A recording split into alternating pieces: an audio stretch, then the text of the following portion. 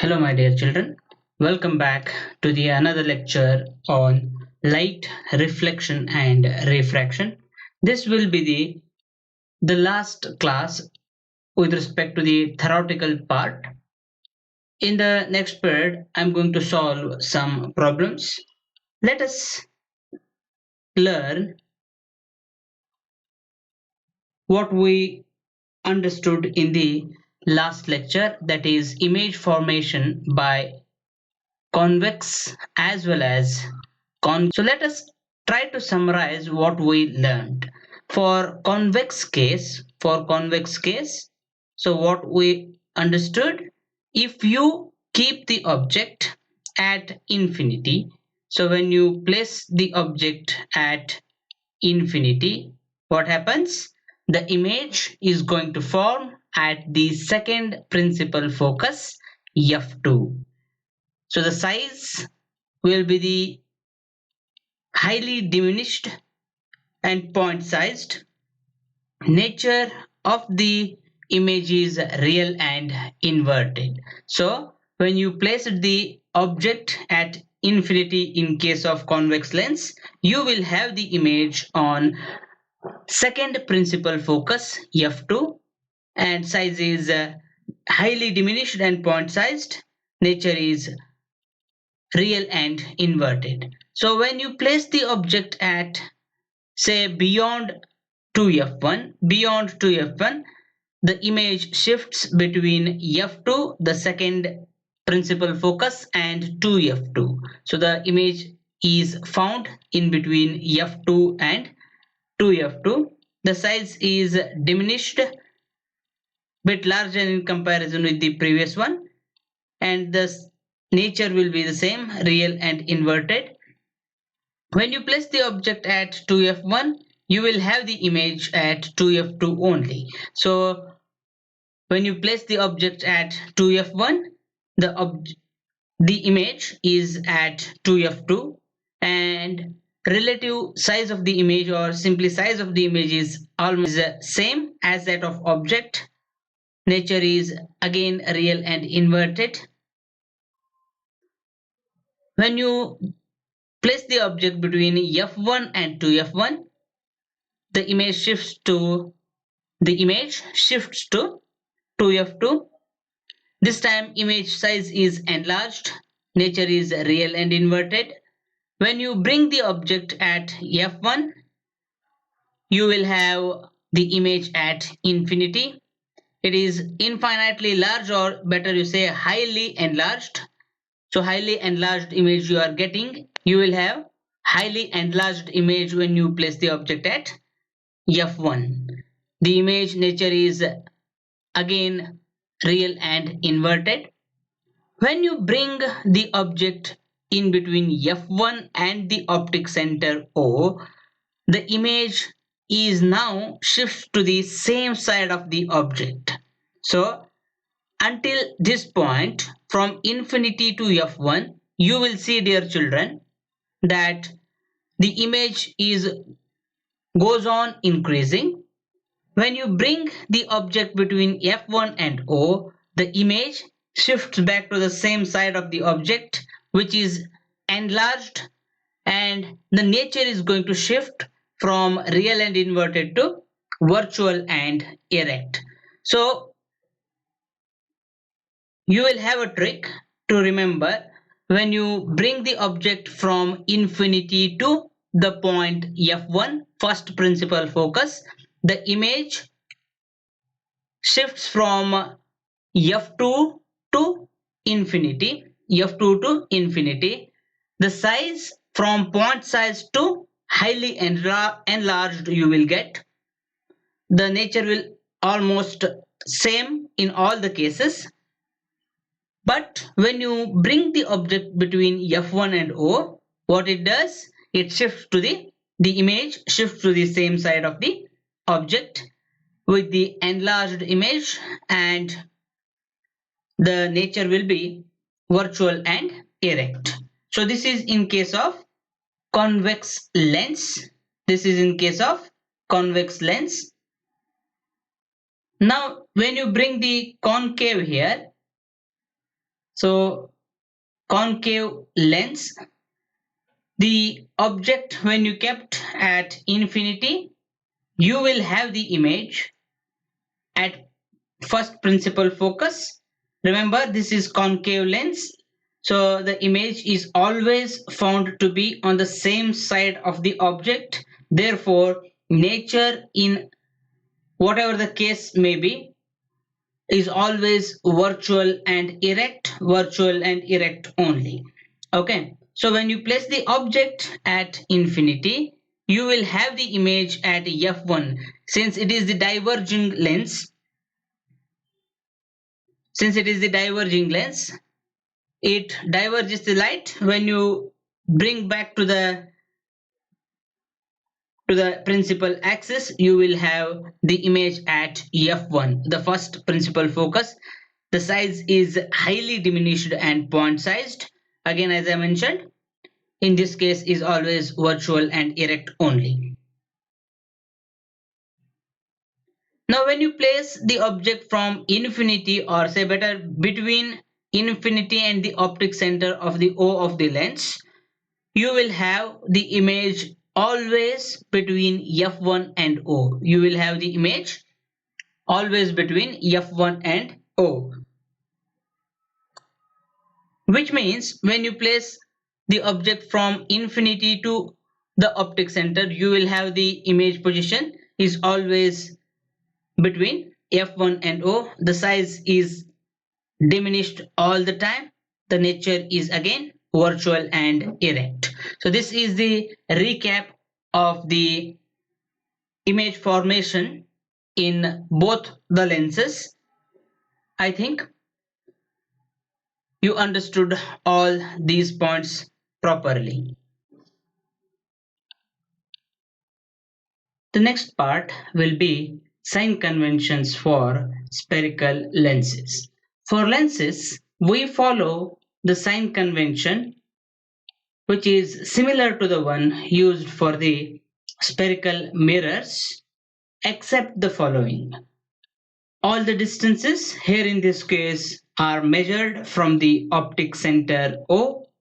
Focal length of convex lens taken as positive, or it is always positive, and that of convex lens, that is negative. Rest things are same in comparison with the spherical mirrors. In case of mirrors, you bring the lens and compare, then only you will get the things right. I hope you are doing that. Better just draw like this and follow the rules accordingly. I hope you are getting the things. Assume it is taken as a homework just to compare the sign conventions. As I said that the different points are these two only. All the distances are measured with respect to optic center O. Focal length of convex lens is taken as positive and concave lens as negative. Rest things are same. Please go through the mirror case, draw it, compare it, and go on doing that. Okay. And note that we must take care to apply the appropriate signs for the values of u, the object distance, v, the image distance, f be the focal length, h be the height of the object, and h dash is the height of the image. So we need to take care to apply these conventions. I am leaving you it as a homework. Keep in mind, this is the important part. You need to respond to this. Okay, rest things I mentioned again and again, they are same to the spherical mirror case. So go through to that and make the list, then follow accordingly. These things are quite helpful in solving the problems, many problems in optics. Okay, so the next part of this portion will be the thin lens formula and linear magnification, which we already done in case of spherical mirrors. Here the thing is the mirror is replaced by lens. So where we used the mirror formula. Here we are using the lens formula, thin lens formula. I'm bringing the term thin lens because these things are applicable for thin lenses. Okay. So what is meant by thin lens formula or simply lens formula?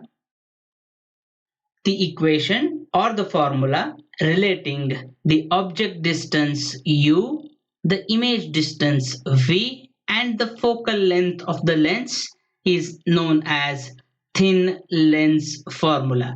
The equation or the relation or even formula which is giving the relationship between these three, the object distance, image distance, and focal length, is known as thin lens formula, which is given by 1 by f is equal to 1 by v minus 1 by u.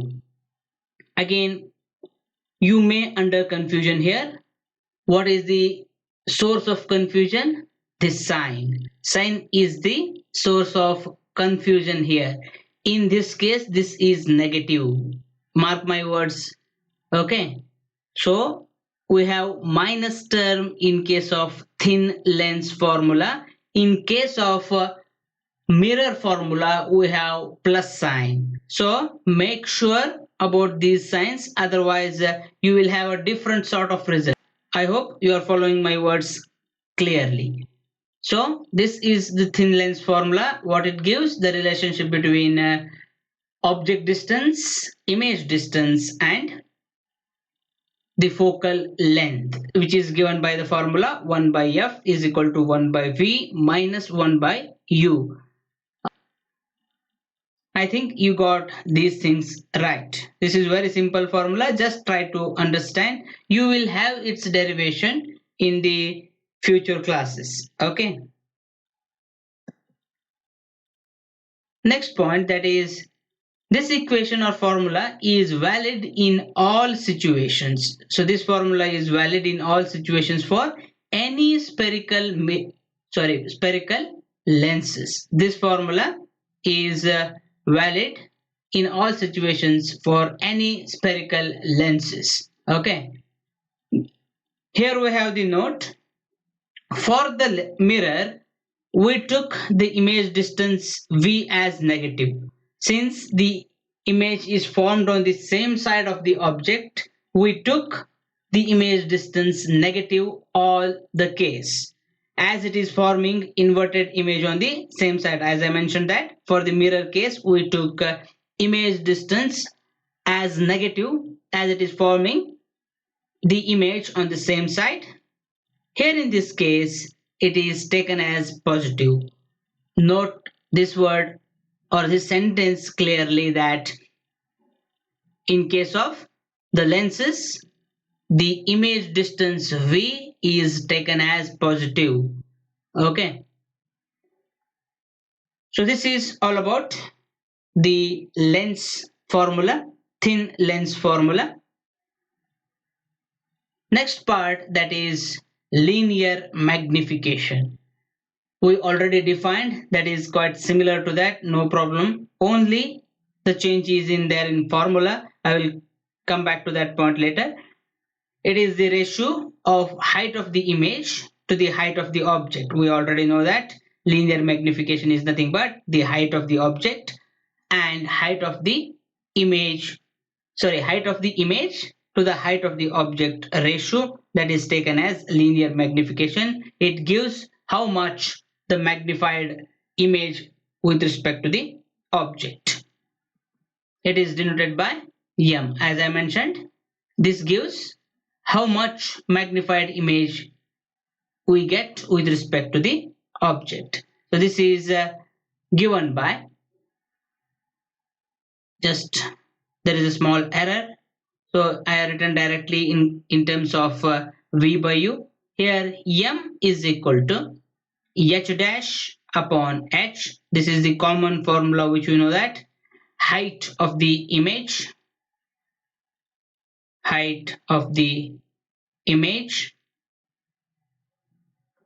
divided by height of the object.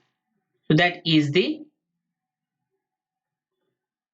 magnification. M is equal to h dash upon h. M is equal to h dash upon h. This is the first formula. It can be written in terms of v and u, the image distance as well as object distance, as m is equal to v by u. Again we have the point m is equal to v by u. Remember, we don't have minus sign. In case of mirror, we have the negative term. In this case, here we don't have any negative terms. So stick to any one, by that other term is negotiated easily. So first try to understand what it gives. If you are not in the mode of understanding it, so please stick to any one of these formulae, either mirror or lens. By that one thing is solved easily. So this is the expression m is equal to h dash upon h, or m is equal to v by u. I hope you got this point as well. Alright, I am heading into the last part of this theoretical aspect is concerned, that is the power of a lens. As we already knew, a convex lens converges and a concave lens diverges the light rays incident on them. So when you pass the light on convex lens, it converges.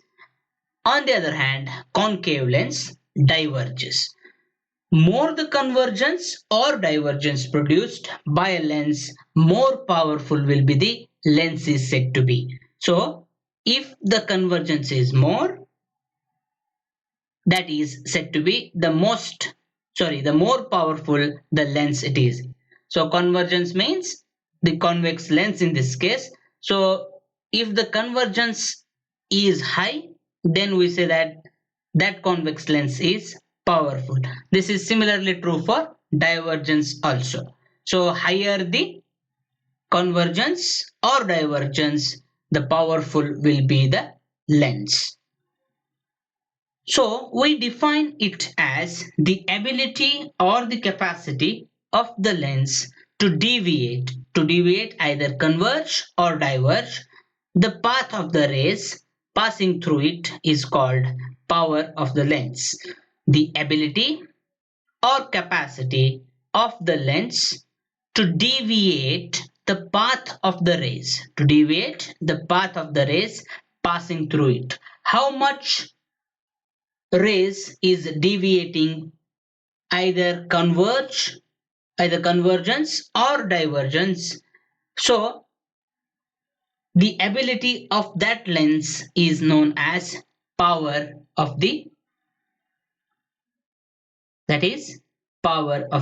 lens. I hope you got this definition right.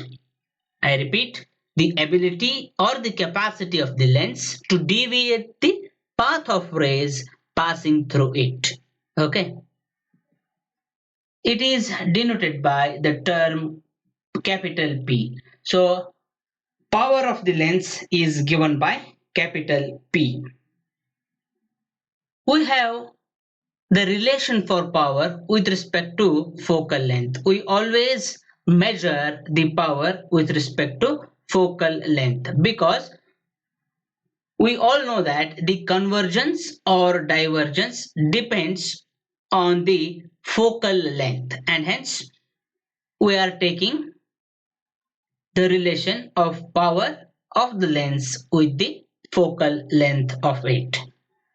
Power of the lens is defined in other case as it is the reciprocal of focal length. It is the reciprocal of focal length is taken as power of the lens. So power is inversely proportional to the focal length. Keep in mind, power is inversely proportional to the focal length, which is given by P is equal to 1 by F. So P, the power of the lens, is always found inverse relation with the focal length of the lens. So SI unit will be taken as a diopter. It is taken as diopter. It is given by capital D. You write either diopter completely or you just make use of capital letter D. It is defined as the diopter is defined as it is the power of the lens. It is the power of the lens of focal length 1 meter. If the focal length is 1 meter, then the power of the lens is taken as 1 diopter. These things are important for the sake of the examination. So 1D, 1 diopter is equal to 1 divided by 1 meter of focal length. That's what this equation means. Note that power of convex lens is taken as positive. Power of convex lens is taken as positive and that of concave lens is taken as negative. Power of a convex lens is positive and the power of concave lens is taken as negative. Power of the lens is generally prescribed by the opticians. So power will be assigned by the manufacturers or in this case is called as opticians. So opticians prescribing the power of the lens. So this completes the theoretical part of refraction of light of this topic. I'm going to pause here at this point of time. I'm going to meet you with the problems on the lenses this time in the next period. Till then, take care of yourselves. Bye bye.